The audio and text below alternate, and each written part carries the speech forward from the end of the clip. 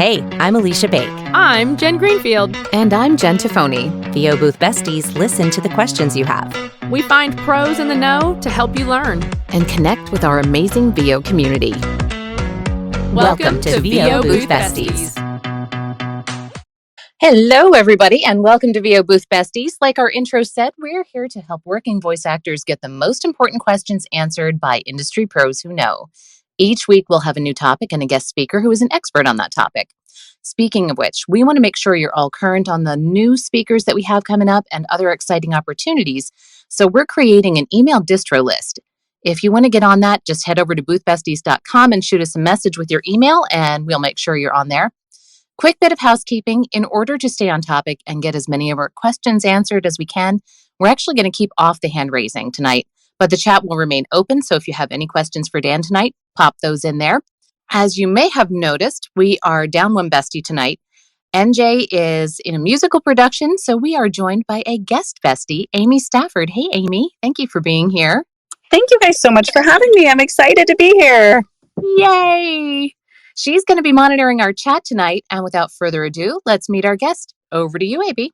With over 25 years as a professional audio engineer and 2 decades in the voiceover industry, our guest tonight, Dan Friedman, is an accomplished engineer, producer, director, and author. He is the founder of Sound for VO. He's the author of Sound Advice, which Backstage calls a must-read for VO talent. Dan is also a coach known throughout the industry for his comprehensive coaching style. On top of all of that, he's also a successful voiceover talent with hundreds of regional television and radio campaigns and corporate narrations to his credit, as well as national campaigns for Heinz, Moe's Southwest Grill, Crown Plaza Hotels, Hulu Plus, Stride Gum, CW Network, Hardee's, PGA Tours, Napa, and many more. So many more that I couldn't even breathe. Over to you, JT. Thank you very much. Dan, we're so glad you're here tonight. Thank you. I am so glad to be here, Jen. Thank you so much for having me. This is great. And I'm not sure I've met Aleesha face to face yet. Amy I've met, and she's a sweetheart. One of the most photogenic people, I have to say. Oh, seriously? Stop it, Dan. It's so nice of you to say. Oh my gosh. Okay. Very cool. So before we begin, why don't you tell us real quickly about your upcoming book, and then we'll get right to questions. Yeah, so just last week, I sent my next book off for publishing, and it is not going to be the technical stuff. It's actually going to be about my coaching and my system for coaching, and basically getting all of that. It's really like getting the manual onto paper. It's also going to include, in addition to that new stuff, it's going to include some of the tech stuff, but it's also going to include some past blogs and some past articles that I've written for, say, VO Extra or for VO Buzz Weekly or VO Buzz Magazine, and those types of things. So I hope people will like it. It's going to have some personal stories in there as well, things about my raising my kids and how I relate that to voiceover. So hopefully there'll be a little something in there for everybody. Very cool. I'm looking forward to it. Thank you. And, having coached with you, I can say that I Danalize my scripts a lot, which, by the way, everybody, I suggested he named the new book, Danalize This, and that didn't fly. So I had only because I had my heart set on something else, but maybe the next one. All right, cool. I'm going to hold you to that. Okay, you got it.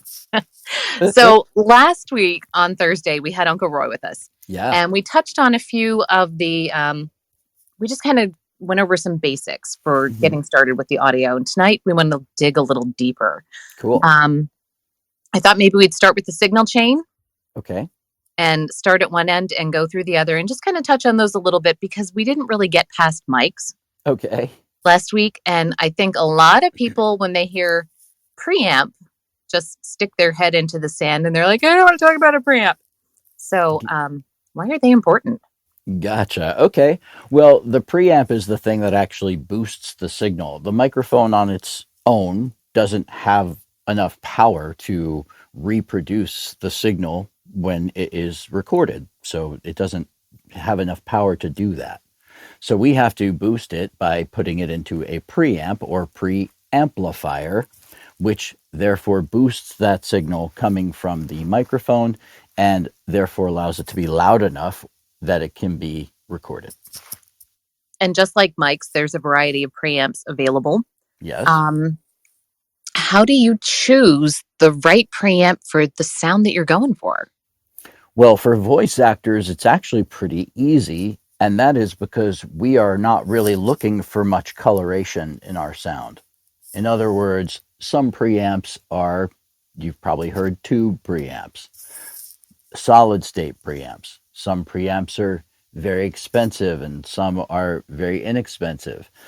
There's just a host of them out there.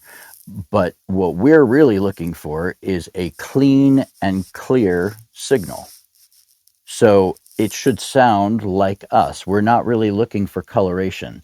The way a music engineer would use a preamp would be to say, I want to make this guitar sound a little bit more gritty, or I want to make this kick drum sound really clean and smooth. So I'm going to use this particular preamp for that purpose. I'm going to use this particular preamp for this other purpose. In our case, as voice actors, the only thing we need to really focus on is making sure that we sound as accurate to the way we sound as possible. That's the only goal. Okay, now I do use a Summit, which is a tube, Okay. and we buy the tubes already burned in so that my sound is consistent. Okay. And I have a backup. Okay. Just in case one goes out or the tube goes bad, I do have a backup. Correct. Because I just like that little bit of warmth that the tube adds because I'm using a 416. Well, it's a smart move to have backup tubes these days anyway, because I haven't really followed this too much, but I have been thinking a little bit about the light bulb industry. And that's really what the tubes are light bulbs. And I think, now that we are switching over to LEDs and all of this, I think that tubes somehow, someday, maybe not in our lifetime, but eventually will become more scarce. I hadn't even thought about that, but you're right. It just occurred to me well, not just occurred to me, but it has occurred to me recently. Because I was actually looking to replace my lava lamp light bulb. As I look at it, and it's still not replaced. Oh, that's good. I wouldn't be an engineer if I didn't have a lava lamp in my studio. That's true. It comes with the certificate, right? I think it does. Yeah, as a matter of fact, that's our trophy. And, they hand you a piece of paper and a lava lamp. I love it. Cool. All right. So from our preamp, we're heading into a mixer. Well, the preamp is actually, generally part of a mixer. If you were, let's say, going in, like the big desks that you see, right? Those preamps are part of that mixer. Okay. Most of what we're using as voice actors, that's really it. It's going from the digital ED to A converters, which is changing that analog signal to a digital signal, because a computer doesn't hear audio the way we as human beings hear audio. We need to change that sound that we as human beings hear into a digital ones and zeros language, and then take that digital ones and zeros language and pump it back out on playback as analog audio that we as human beings can understand. So when the preamp in our devices is usually just going straight to that A to D, D to A converter, which puts it into the computer and then back out. Now, if you were going into a mixer, you would also perhaps a physical mixer, like a hardware mixer, then perhaps, yes, you would also have the benefit questionable these days. You would have the option, would be a better word, to use an EQ on the mixer. You would also have routing options if you say needed to send that signal elsewhere. So I got my start in live sound, which means I was the guy who stood in the middle of the concert, with the big desk in front and, set the band up and, ran the show. And back when I was doing it, it wasn't digital. It was analog. Like you had to know what every single knob does, but it's really not that difficult to know because it's really just a repetition of things and you're just having individual control over each thing. And in Yeah, those but it days, looks impressive. well, I mean, it's got a lot of lights and faders and stuff. Yeah. Yeah, you were the cool guy in the room. Well, it's always funny because I joke about the people often say I have a very I'm very easygoing. I have a very easygoing demeanor. And part of that is because I think I used to work in a situation where if something goes wrong, if the show does not start on time or something like that, and it doesn't matter whether there's 3 people in the room or 3,000 or 13,000, it doesn't matter. If something is not going as planned, if the guitar player falls off the stage during the show, they also look to the sound engineer because they're like, okay, dude, what are you going to do now? So it's an incredible amount of pressure. And, especially if you take it, I mean, it's a job, it's a business. It really is. And it was that way even back 25 years ago. So, if you take it seriously, then you of course feel responsible for that. And it's a lot of pressure, but that's one of the nice things about the studio is you do have time. And it's also one of the great things about being a voice actor is that you don't really need to know all those things. You just really need to be focused on, first and foremost, your performance. How good are you to compete? Second, the environment that you're in, the room, then the microphone, then the preamp and interface, which really doesn't need to have all those controls to it. It can be pretty straightforward. It's once it goes into your computer that then again, now we're starting to talk about somewhat of a different operation. It's not recording anymore. Now it's mixing. And your main focus as the voice actor is to be the recording engineer. So in other words, capture the signal as best as you can. That's your main responsibility because most often after you've captured that signal to your computer, what years ago would have been to tape, after you've done that, then other people, engineers, people who are producing the final product, they're the ones who typically do the post-production with the EQ, any processing effects that are needed, dynamic effects, compressors, limiters, you add sound effects, music, all of those things. So it's typically not something that the voice actor has had to do, but of course, it is something that is certainly beneficial for you to learn because it's one more skill you can offer. And I have found I probably do as much engineering as not. Like 50% of what I send out, I've got to run through a processor because I do it on my auditions. And so I asked, do you want dry or do you want it to sound like it did in the audition? And so unless it's going through Source Connect or a bigger production studio, they want me to do my thing to it. Cool. Which brings us to the part of the night that so many people don't get. Okay. This is why we brought you here. Okay. Let's talk about some of the things that we should know how to do as voiceover artists. I mean, sometimes you do have to EQ, sometimes you do have to normalize, sometimes you want those filters. But where do you start? Well, the first thing I always say is it always starts, and I'm just going to go back to this because I'm a purist, the best sound that you can possibly capture. Always. So always be looking to solve any problem, hopefully in recording, right? So if you notice a problem when you do a sound check, don't just keep going. See if maybe you can fix it beforehand. Mm-hmm. Now, maybe you won't notice, okay? And you can't solve all problems. But the idea is just to make sure that you get capture the best sound that you possibly can right out front, because it saves you so much hassle on the back end. Now, that's the first thing. Okay, second, it is okay to use a little bit of dynamic compression. Dynamic compression, what that is, and this is usually my first step when I'm making adjustments, I will go to compression first. And what I want to do with that compression, first of all, what this does, I'm going to take you on a little ride. Let's go on a little journey. All right, Snoop Dogg.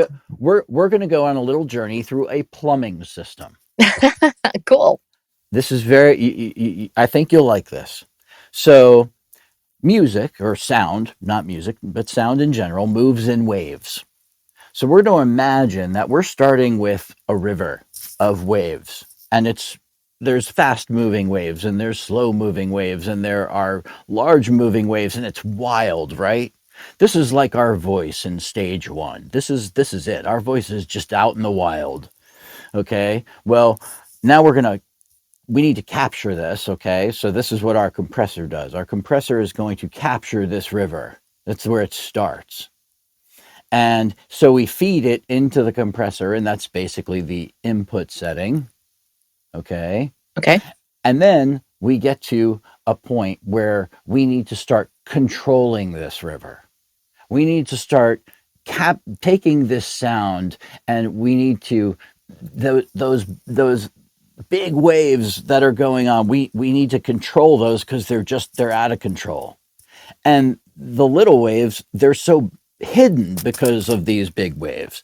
So we're going to get this river into this control center, basically. And that's where the threshold comes in. Where do we start acting upon, where does this gate, if you will, or this opening to this next phase where we begin to control it? Where does that begin to act upon this river? Because sometimes the river doesn't get acted upon at all because it's just not, the waves aren't big enough, right? That would be our soft sounds.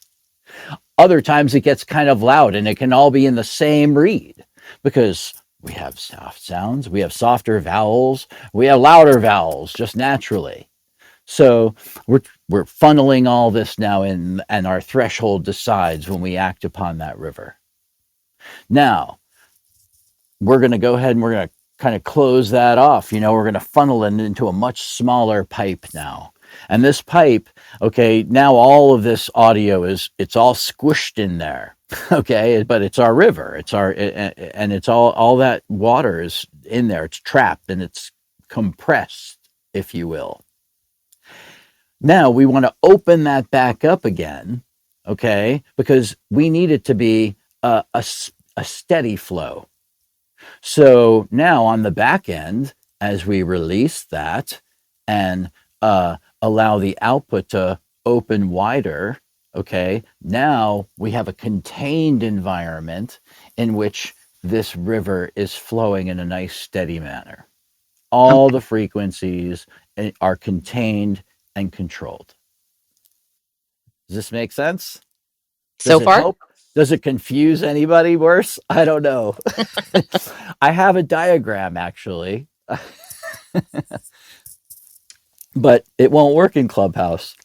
Right. That's the thing about Clubhouse. So that's what a compressor does, is it controls that flow of audio. Next, we go into EQ. Now, in my book, I describe how to maneuver an EQ system. But generally, for things like VoiceOver, we rarely need anything below, say, 60 hertz. So 60 hertz is low rumble stuff. Right. All that down in there. Now, humans, we don't really have a lot of that. That's more like, say, a truck outside driving down your neighborhood street, and you don't really hear it as much as you almost feel it in the floor of your house. So 60 hertz below that, usually we're going to go ahead and dip some of that out of there, or what we call bass roll-off, or also known as a high-pass filter. They're the same thing. Think of it as bass being rolled off or falling off the hill, or if this makes more sense to you, a high-pass filter, we're allowing the highs to pass, but not the lows. Okay, that is definitely a question we had on Thursday night. Okay. A lot of people were asking how to set up the high pass filter and just weren't sure how to do it. Yeah, you're going to roughly, it's the lowest setting on your EQ. So in other words, if you got a high, a mid-range, and a low, or whatever variation of that, the lower numbers, 60 hertz, 100 hertz, basically anything below 120 for sure is going to be your low frequencies. So, but we don't want to eliminate all of them. So we're going to go to about 60 hertz. That's usually a very safe spot to start. And you can roll off everything below 60 hertz. Or high pass filter. So in other words, it's a high pass at 60 hertz. Anything above 60 hertz is going to be allowed to pass through. Okay. I think that probably clarifies a lot of what the questions were on that end. Cool. Now that's your first setting. The next setting is usually what we call, this is on a typical EQ or a parametric EQ where we have a lot of control. The first thing we do is, this is the way I call it, kind of seek and destroy. Okay. And it's kind of cool to look at it that way, because I'm not looking to boost frequencies that I like. I'm actually looking to eliminate or reduce frequencies I don't like.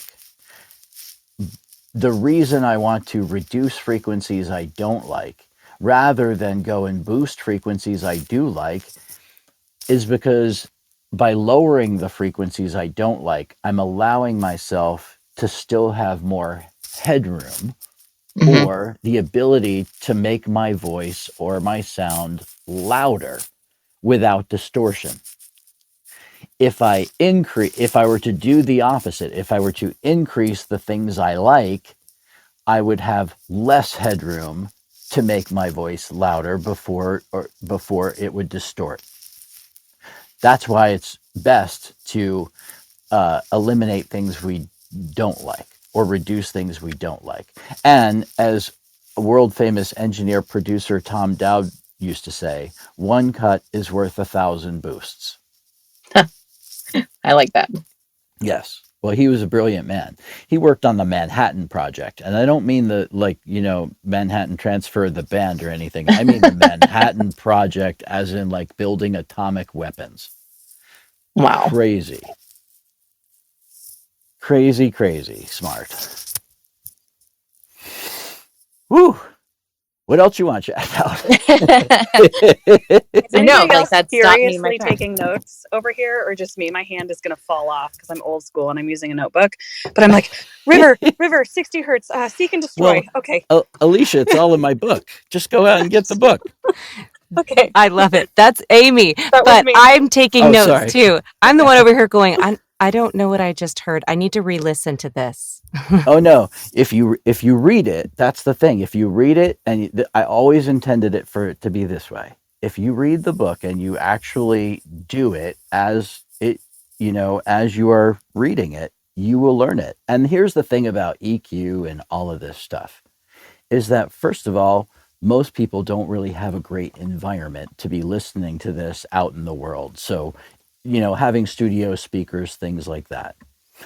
If you don't have an appropriate room, it's going to be difficult to do this accurately. That's the first thing to just be aware of. The second thing is that part of the reason that, I'm good at what I do, or because not just me, but a lot of people are good at what they do as audio engineers, is because, we've been doing it and making comparisons in a way that, say, your regular voice actor has not. You are, as a voice actor, you're typically in your studio doing your own thing. Rarely are you comparing yourself to other people.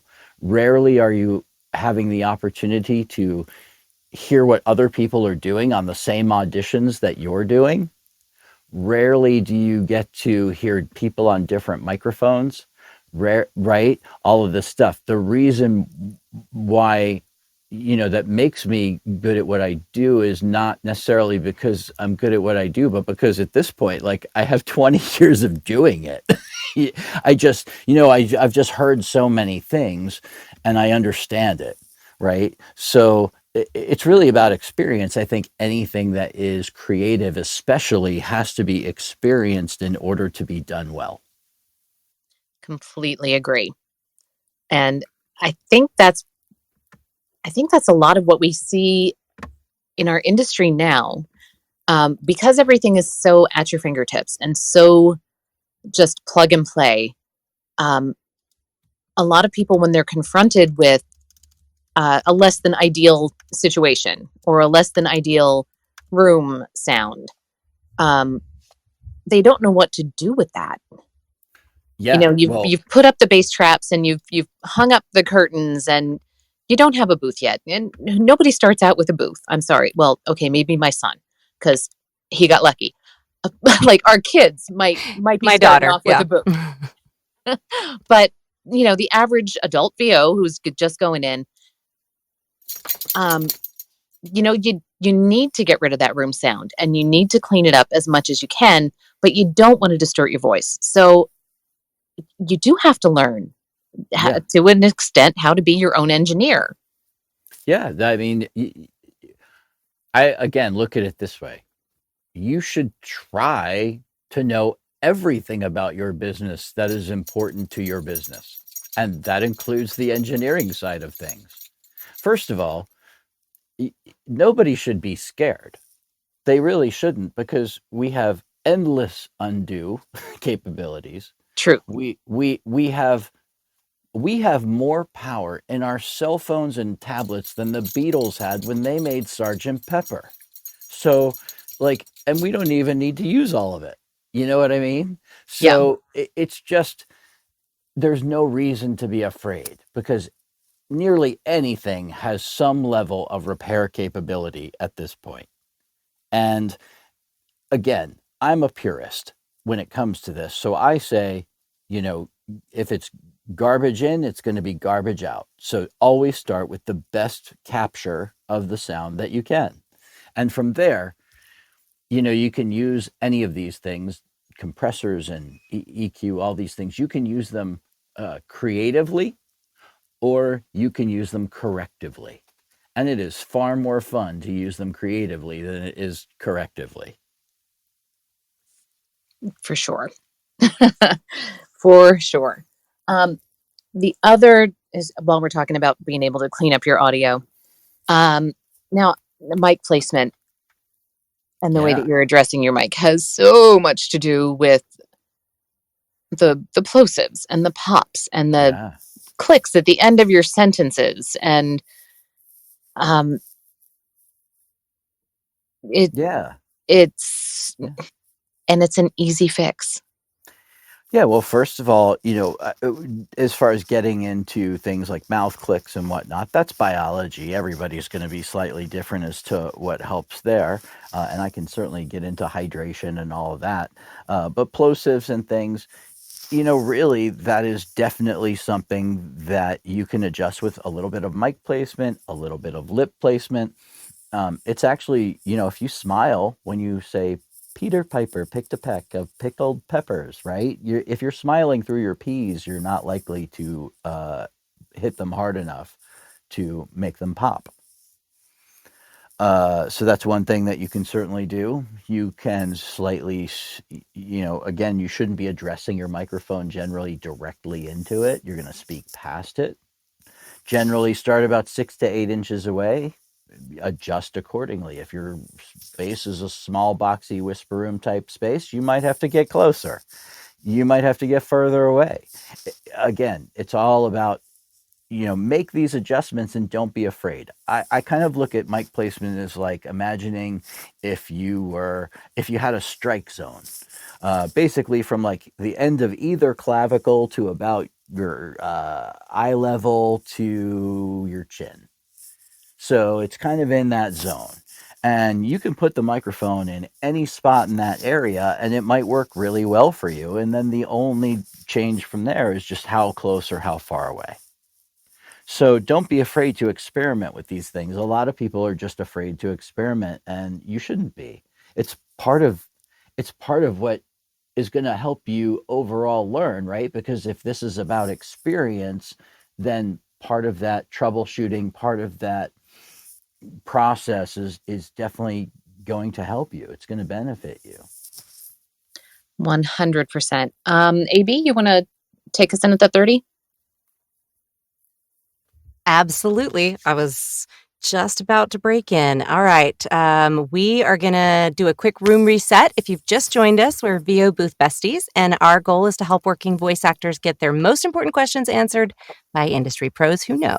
Tonight, we're joined by Dan Friedman, and we're discussing all things audio. Thanks for joining us. And I put a link to our LinkedIn page up at the top. If you wouldn't mind hopping over there and joining, we would really appreciate it. We're trying to get up to a certain point so we can do LinkedIn Lives. So back to you, JT. All right. Before we go any further, Amy, do you have questions from the chat? Or questions of your own?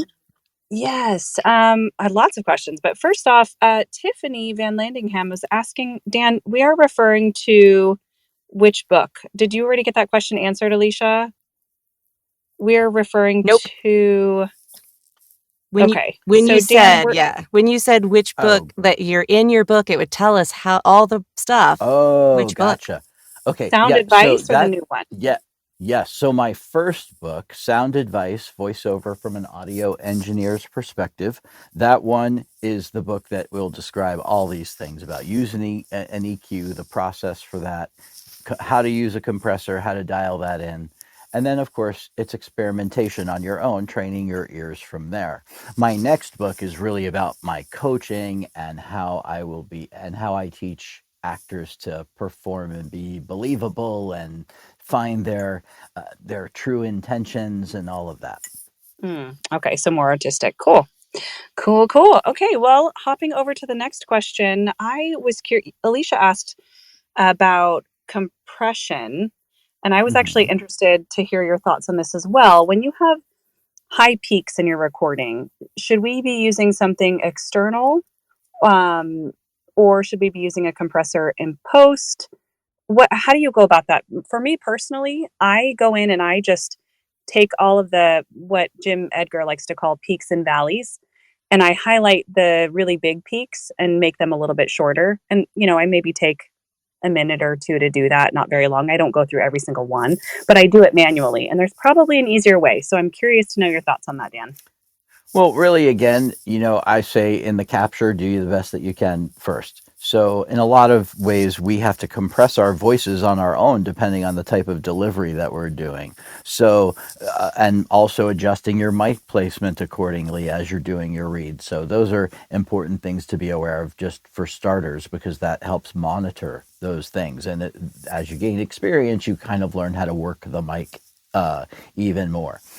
The next thing is with those peaks and valleys, as long as you are recording with good levels overall, basically hovering somewhere between -6 and -12 in your recording, and those peaks aren't going into zero to where they're distorted and clipping, you may not really need to worry about them too much at all, unless they're really audibly obvious. Or unless you're a perfectionist, which I can't be the only one. No, but here's the thing. I just want to remind everybody, once it leaves your studio, nobody's looking at it. So if you are not hearing anything dramatic there, everybody needs to learn to trust their ears. Because here's the truth is that, remember, this has only been a visual medium at all for 24 years. When I went to recording school, we got some of the very first DAWs where you could see your waveforms. Before that, it was all on tape, right? So we always had to trust our ears. That's so interesting. Well, can I add on that question just a smidge? Because something is wrong with my... No, I'm just kidding. Something's wrong with my voice. No, I just have a weird harsh attack. That too. I bet you could. I keep trying to fix it with coaching, but I just have a harsh attack on random places, and everything else will be beautiful little levels, and then there'll just be these random, weird, harsh attacks. And I think it's anyway. It's a breathing issue. Yes, it's in the middle of words, in the That's middle of okay. sentences. That's okay. It happens. It's probably a breathing issue. So, saying that I haven't fixed that issue yet, because that's a much bigger issue than we can tackle in the next 23 minutes. Maybe not. Well, maybe not.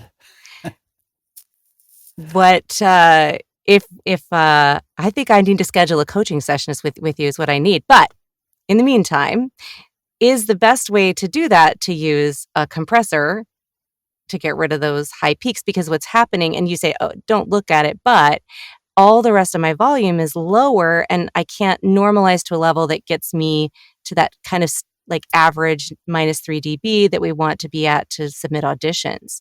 So everything's too low. Yeah. Well, again, it's going to really be somewhat program dependent, because you can't say, because it might be different for commercial something than it is a read you do for narration, because the performance alone may make a pretty big difference on what type of script it is. Because just because it's a peak, again, doesn't necessarily mean I want to reduce it. If I have a moment, say, where, hey, I have to be zany, and then, oh, Jesus, right? I mean, if it's something like that, then it would naturally have a loud moment in it, and you don't want to take that away. There's nothing wrong with leaving it. You know what I mean? So the program material would call for that. So it's okay in that instance. And in other instances, a lot of times it has to do, again, with it could be a breathing issue. First of all, we want to breathe through our noses. This is the hardest thing that people, when I get to work with them, is breathing through their nose. But it is the most effective and efficient way to use your vocal cords.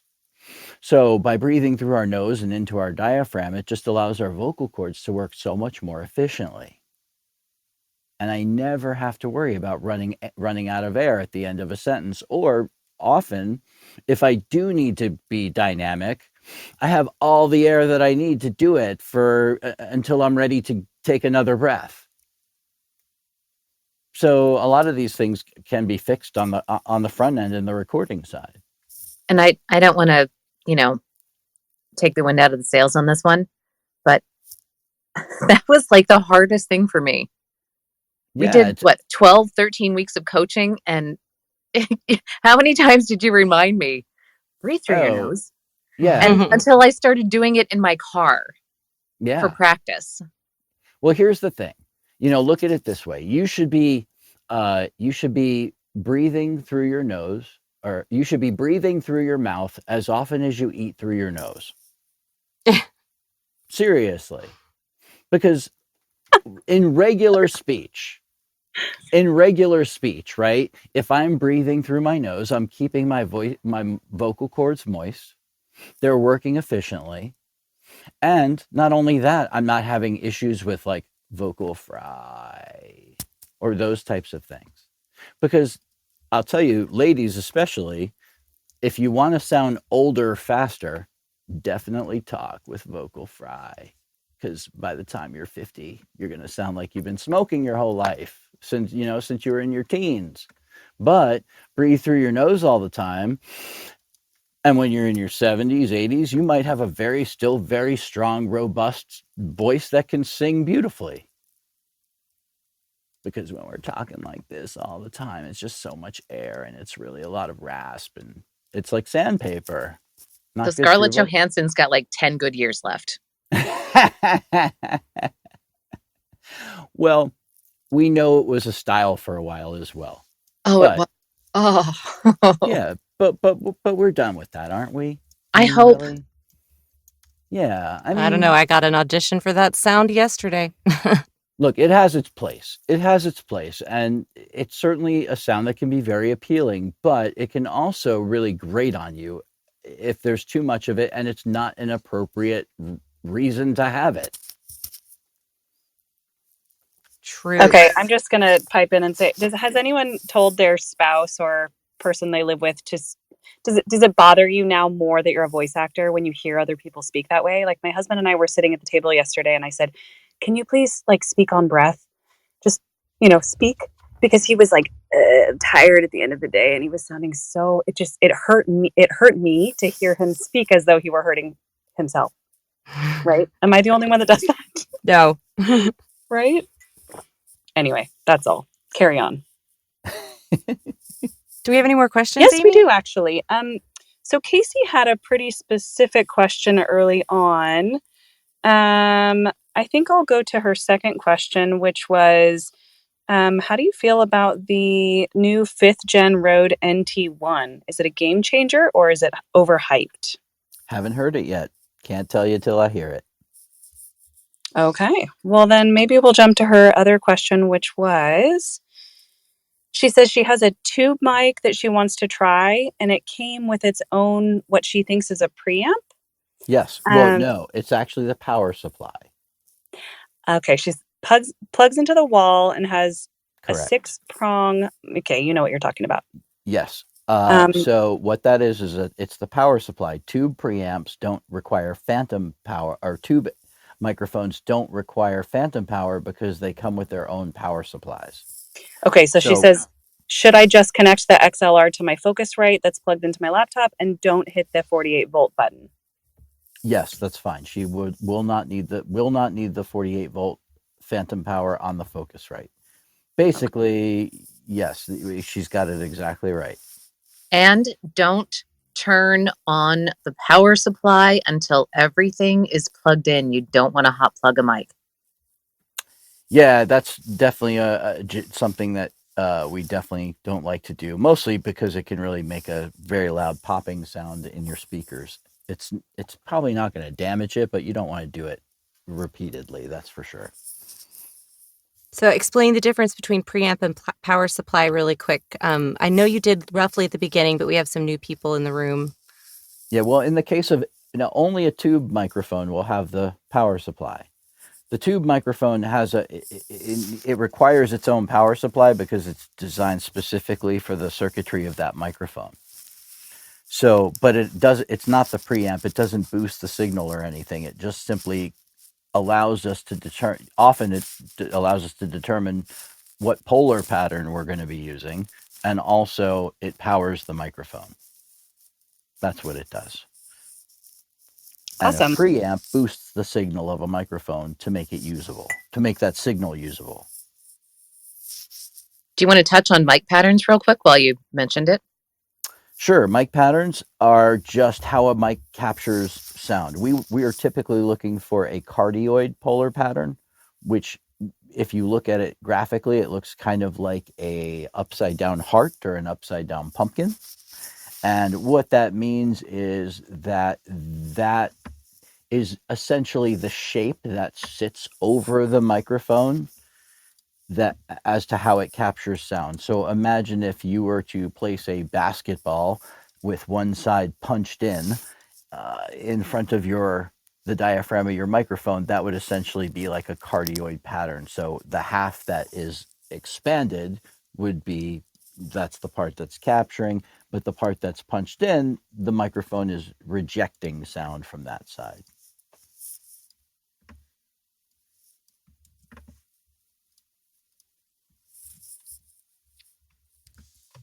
Okay, it looks like we have a couple more in there. Yeah, Dan, somebody wants to know, can preamp cause noise? Yeah, absolutely. The preamp, going back to my plumbing analogy, is essentially like a pump.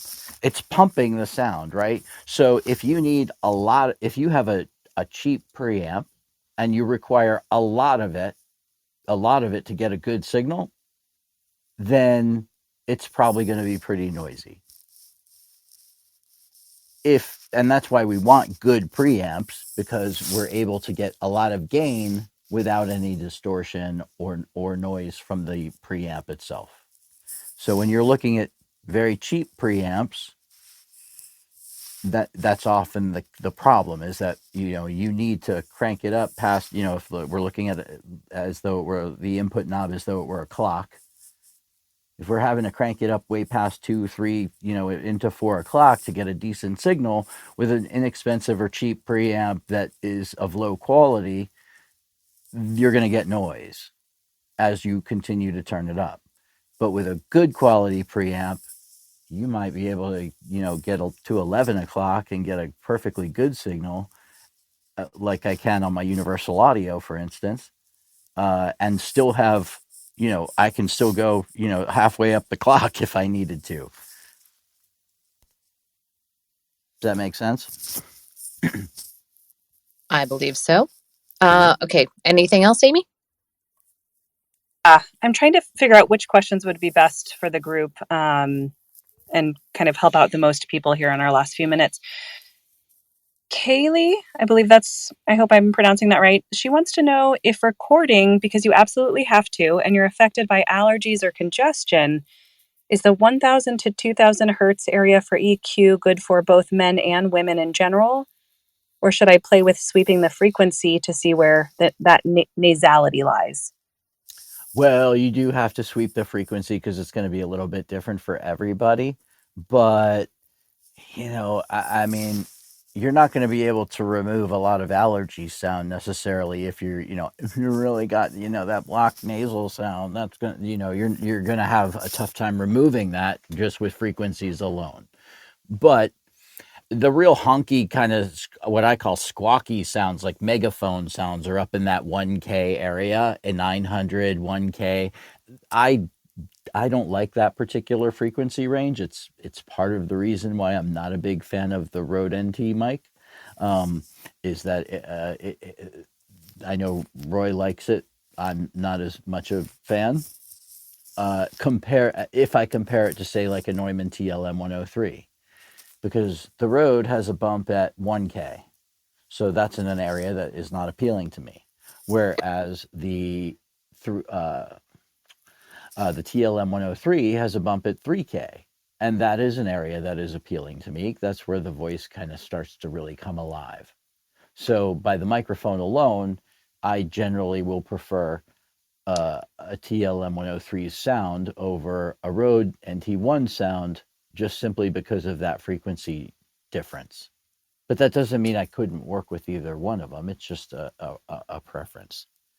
But yes, that 900 to 1K area, you're definitely going to get kind of that squawky stuff. So be aware of that.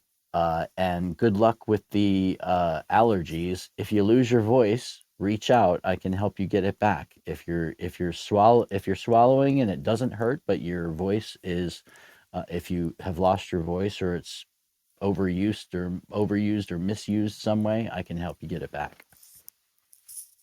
Dude, I did not know that. Yeah, and quickly too. Okay, I'm not kidding, they call it the allergy capital of the Northeast. That is good to know. I will be calling you next month when everything starts to bloom. Yes, it's good stuff. It really works. I actually have been working with a student for the last several weeks. She had bronchitis, and Ooh. I helped her. She was over the bronchitis as far as it wasn't affecting her throat or anything like that, but it was affecting her breathing and all of that, and she still couldn't get her voice back as a result, and I helped her get that back. And there was something else that came up a little earlier I just wanted to touch on, and that was, I also had somebody recently who had an incident in their studio that involved not having their microphone turned in the right direction, and they couldn't figure out why their sound had changed so much. So I Yes. just want to say, it doesn't really matter, what's going on in there. You can figure it out in most cases. You just need to, think, like, what are all the options? Just attack them one step at a time. There's not much that can go wrong. So don't be afraid. Yeah, and I think you need to understand your chain. Yeah. So that if you're troubleshooting, you start at one end and go through it step by step by step. And Yep. That's right. So as someone who did not know for a really long time what that meant, when someone would say, just know your chain. What's your chain? Tell me about your chain. I'm like, I don't know what you mean.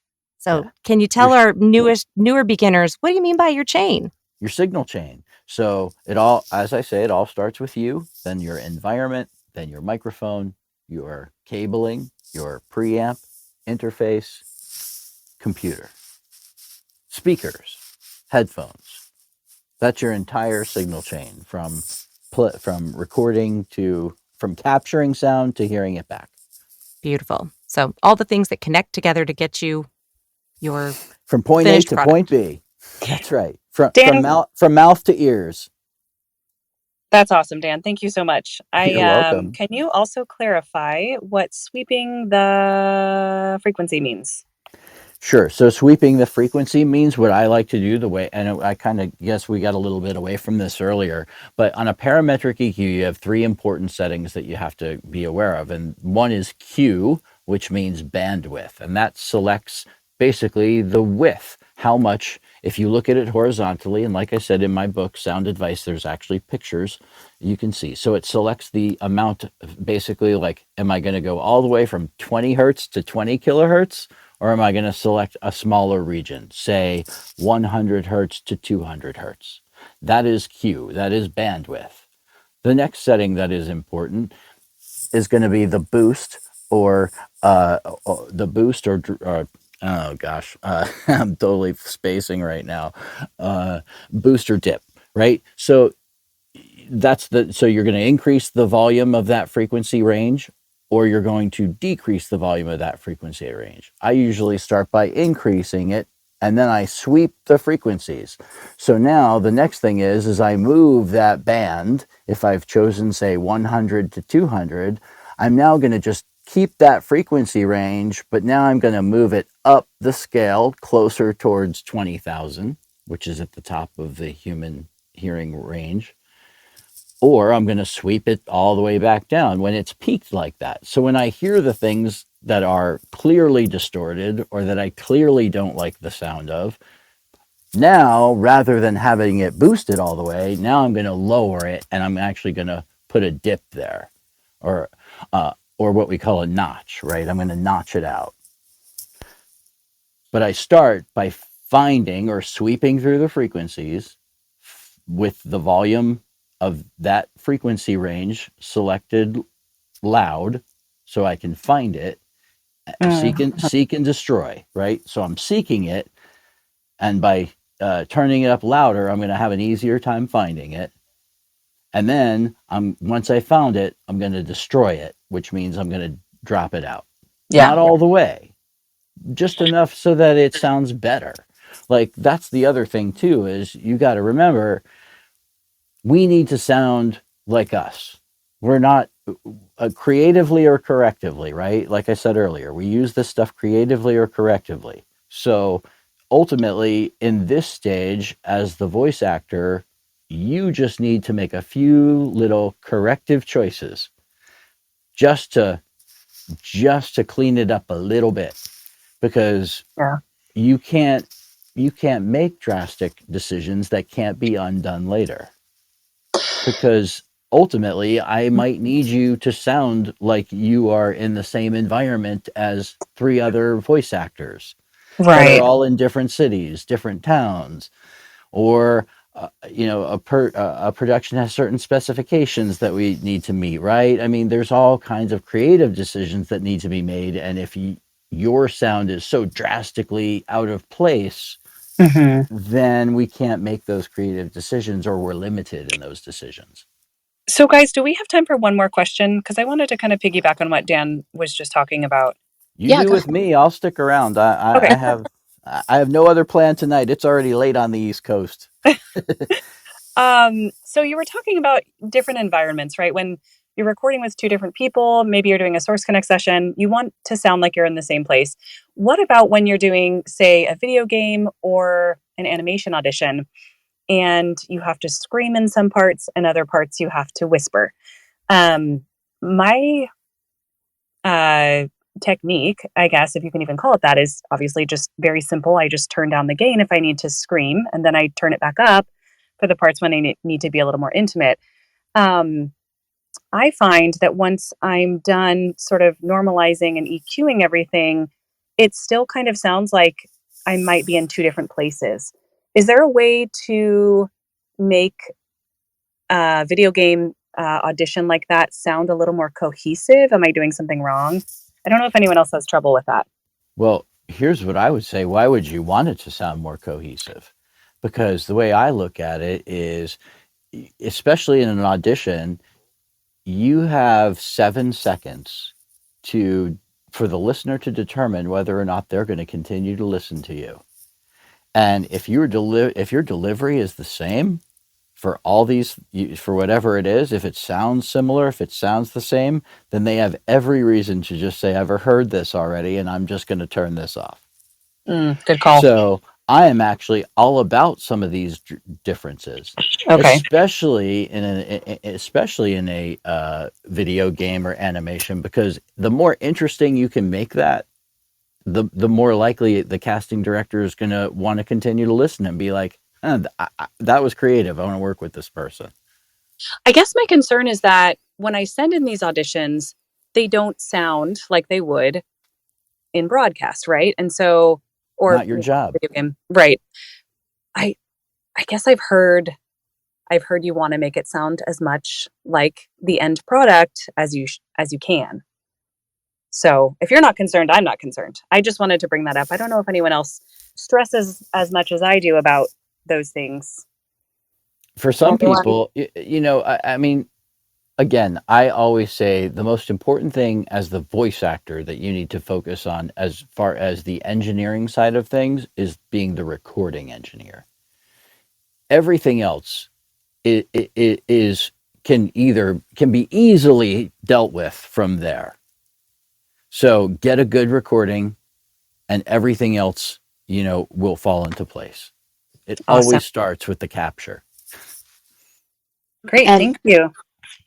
in a situation like my setup, I don't actually have access to anything in my booth except my keyboard and my monitor and my microphone. Everything else is outside the booth.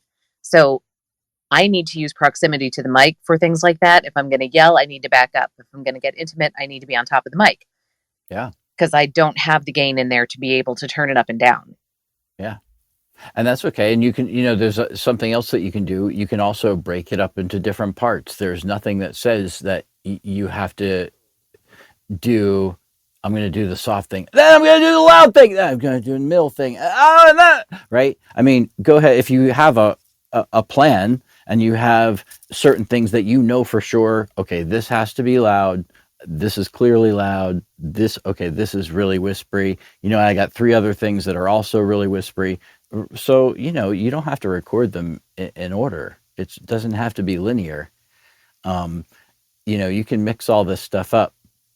It's just sometimes people don't think about that, but you can, so that way you set one track for your loud stuff, another track for your soft stuff, another track for your conversational stuff.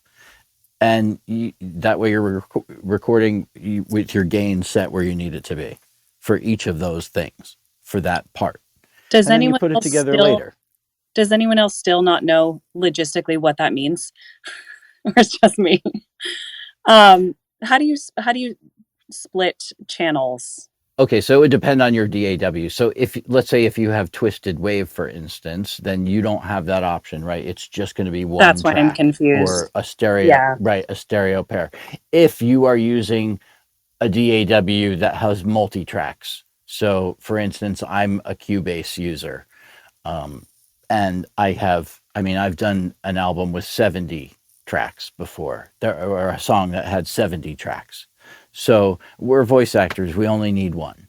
But if you have that capability, you can set it up, okay, here's track 1, here's track 2, here's track 3. And I'm going to record this loud stuff first, then I'm going to go to the other stuff, and you can just put it on separate tracks. And that way, you can, or if you keep it on one track, just still record all your loud stuff first or your soft stuff first, and then keep it on the same track, then make one gain adjustment and do then all that next stuff. I mean, there's a number of ways you could be more efficient probably with it if you do it, rather than the back and forth. Mm-hmm, mm-hmm. But even in Twisted Wave, like I could create, I don't know if this would be the correct way to do it, but I could create a stereo file and do the two different gain levels and then merge them to mono. Would that work? Yeah, I think so. Yeah, Okay, cool. record everything on the left channel one way and record everything on the right channel the other way. Sure, why not?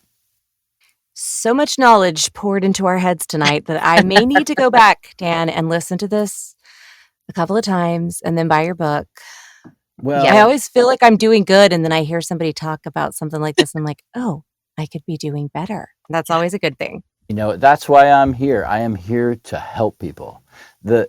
I have been in this business a long time, and the one thing that I never really, sought out necessarily. I mean, even when I wrote my first book, I wasn't seeking out, oh, I'm gonna, help all these talent with all this stuff. I'm just gonna write this book, and then I won't need to because the book will be here.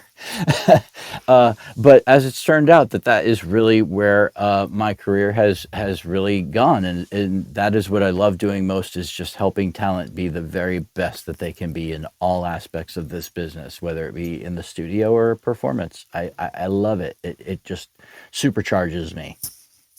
And we appreciate that very much. And this hour has flown by. Thank you again for joining us. But before you go, we like to ask our guests 3 for fun questions, a little Team Lipton style. And I have to tell you, I'm almost afraid of the answers we're going to get tonight.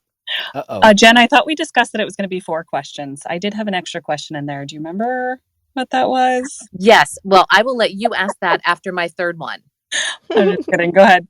No. You can pop in and ask the 4th question. I cannot wait. I am so excited. This is actually the part I'm looking forward to the most. Like, you said so, Dan. You don't know the question. But I'm terrified too. Don't worry. All right. Question number 1. What singer, band, or composer are you most enjoying right now? The Backseat Lovers. There is this band called the Backseat Lovers, and they're out of the Northwest. And they have a brand new album out, and I'm not as connected to that one as much as the previous one. The previous one, When We Were Friends, I'm pretty sure it's called, and it is fantastic. It's one of the best albums I've heard in a long time, for real. And I listen to it start to finish. Genre? It's kind of like a rock. It's kind of rock. It's not, I wouldn't call it like jam band rock, although it has a little bit of those elements, but it's not jammy. They still have like some pretty decent hooks, and it's like, I just love them. I just do. They're just so good, so good. Cool. All right, we'll have to check that out. I don't know if you listen to podcasts, but if you do, what have you been listening to lately? Jody Krangel's podcast. I've actually been on a few times. I love her podcast. Yeah, she's really doing some great stuff with it, and she's just a great person all around. I really just really enjoy hanging out with her and doing stuff with her. And I've actually been listening to Clubhouse a lot more than actual podcasts, and everything from entrepreneur stuff to motivational stuff, all of it. That probably more definitely Clubhouse more than podcasts. I kind of pop on for a few minutes, see if I'm interested, and if I do, I stick around. If I get really interested, I might pipe up, but that's kind of what I've been up to. That's the beauty of Clubhouse too. I like that. Yeah. All right. What is your favorite dessert? My favorite dessert. Well, it used to be key lime pie until I learned how to make it. And once I learned how to make it, I realized this is too easy. Like, I need something, challenging. So I definitely do, like, I'm kind of jamming on, it's called Cado mocha chip ice cream. And it's made out of avocados, but it tastes like coffee ice cream with chocolate chips. And it's super healthy because it's made from avocados. So I'm jamming on that dessert lately. But I've actually made a dessert that is like bakery worthy. And so I'm going to only mention it because I have to. And I have made a chocolate raspberry torte that was described as nothing short of orgasmic. Well, I won't ask for the recipe for that one, but if you want to go ahead and post the avocado ice cream one, tag it in when we post the podcast tomorrow, that'd be cool. Well played. Greg wants the recipe. Yeah, well played. I love it. That's great. So, Dan, what is the most traumatic experience of your childhood? Kidding. Just kidding. Wow. You're Jesus. never going to have me back. You're never going to invite me back. We lost a lot of listeners just now. No, just kidding. No, I just wanted to say thanks, Dan, for being here. And I won't ask you the question I was going to ask. Can I guess what it is? Yeah. I think you were going to ask me which singer for Van Halen I liked better. Oh my gosh, you're in my brain. Yes, and Dan. Yes. Yes, and Scott Parkin would be so proud of me right now. What? Answer the question for us. Sure. Well, it's an actually interesting answer because, truthfully, Michael Anthony is the most important singer in Van Halen and always has been because he is the sound of Van Halen as far as vocally. He is the sound that makes them cohesive from the first version to the second version and even the third. Slow clap. Michael Anthony is really the guy. The thing is I like Sammy, but I have a personal reason for that. And that is that I met Sammy Hagar when I was 14 years old, standing outside of their hotel as I was going to see Van Halen the night after. Wow. I was a 14-year-old punk kid. He had no reason to spend any time with me, but he did. He and his wife and his son, who was 2 years old at the time, they spent probably 10 minutes with us, my brother and I, and just chatted us up. And, it was like, I remember I was on my skateboard and my brother was on his bike and we were racing home and just like, man, I can't wait to tell mom. And we're like, damn it, we should have invited him to dinner. He totally would have come. Yeah, he might have come, but my mom would have been pissed. She'd have been like, what are you bringing people home without letting me know? That's so sweet. I feel like that experience formed you and made you to be the nice human that you now are because, now you want to give back as well. You want to give people your time. And I'm sure people come to you as you came to him that day and, think that you're sort of untouchable or, I mean, not literally, but oh my gosh, I'm so awkward. You know what I mean? Like, Dan, like this big guy in the industry, like, whatever. That is super sweet that you would even categorize it even close to anything like that. So thank you. That is super sweet of you. Yeah. The thing is I've had a lot of opportunity to meet some really incredible people in my years in this business and in radio and all of that. And the vast majority of them, I mean, Steven Tyler stands out as being an incredible individual. Sammy Hagar stands out as being an incredible individual. It's just always so nice when you're here. Eddie Van Halen stood out as being a really great, kind person.